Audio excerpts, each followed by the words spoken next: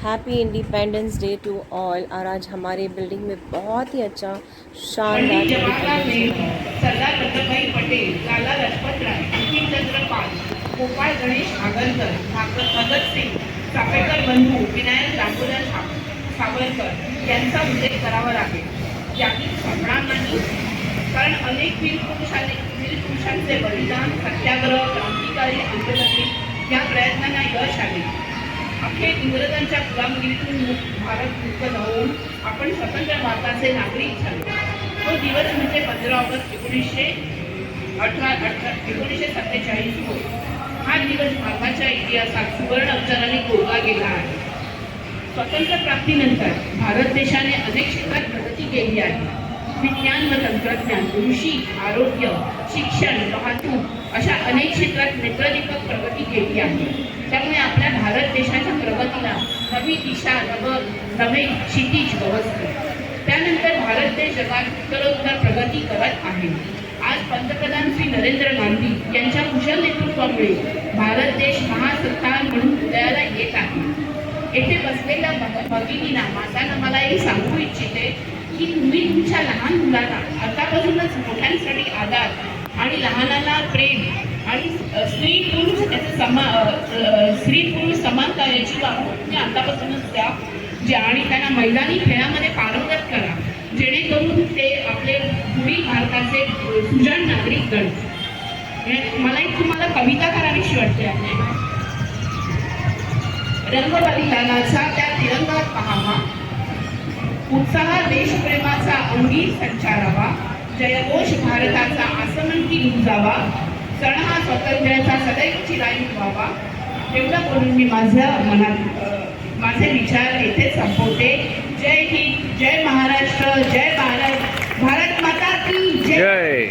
आज आपण इथे आपल्या भारत देशाचा 78व्या स्वातंत्र्य दिन साजरा करण्यासाठी उपस्थित राहिलो आहोत।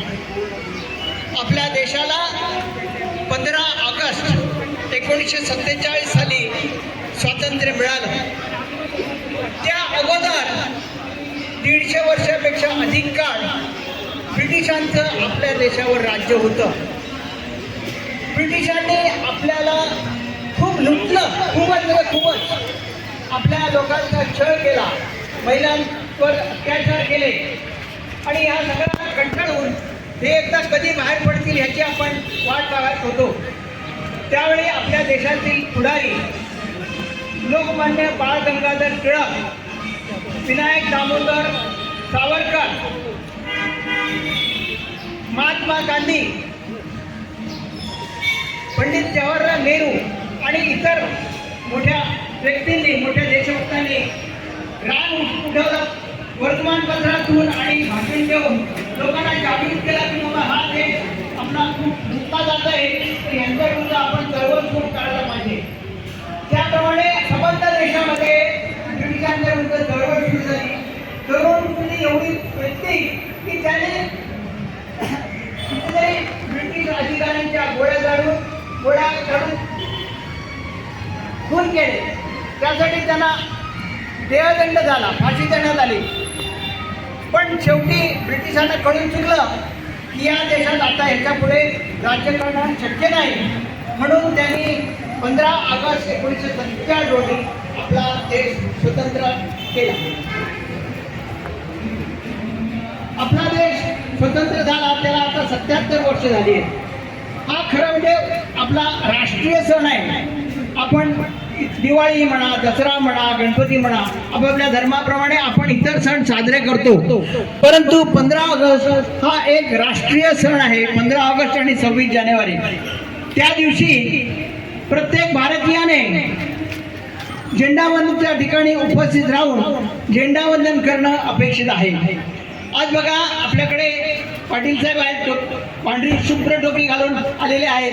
आपले अनिल फणसाळकर आहेत, शुभ्र टोपी परिधान करून ते आलेले आहेत। म्हणजे वातावरण निर्मिती होते, सगळ्यांना आनंद होतो। त्यांच्याकडे बघितल्यानंतर अरे वा, खूप चांगले म्हणजे प्रेझेंटेबल माणूस कसा प्रेझेंटेबल पाहिजे, त्यामुळे कसा त्यांना आनंद होतो, अरे मी सुंदर दिसतोय मला, आणि इतरांना पण आनंद होतो।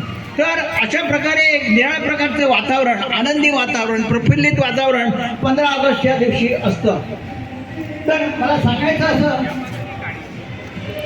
की त्या बाजूनी फोटो 28 राज्य आहेत. प्रत्येक राज्याच्या मुख्य ठिकाणी, मुख्य कार्यालयाच्या ठिकाणी, झाडमध्ये येतं, शाळेमध्ये, केलं तर त्या कॉलेजमध्ये, आपल्यासारख्या वसाहतीमध्ये झेंडावंदनाचा कार्यक्रम आयोजित केला जातो. आज मला घरात ऐकायला येत होतं की शाळेतली मुलं प्रवास फेरी काढली होती. मला तर काही म्हणजे प्रवास फेरी काढली जाते. म्हणजे त्यांच्या मनात बाबा भारताबद्दलचे प्रेम वगैरे आतापासूनच त्यांच्या मनात जाणवत होते. आपल्याकडे आता बघा जवळ 50 माणसं सुद्धा नाही आहेत. 176 फ्लॅट आहेत. 150 माणसं सुद्धा दिसत नाही आहेत. कमिटी मेंबर किती आहेत मला माहीत नाही. किती कमिटी मेंबर आहेत? सगळे आहेत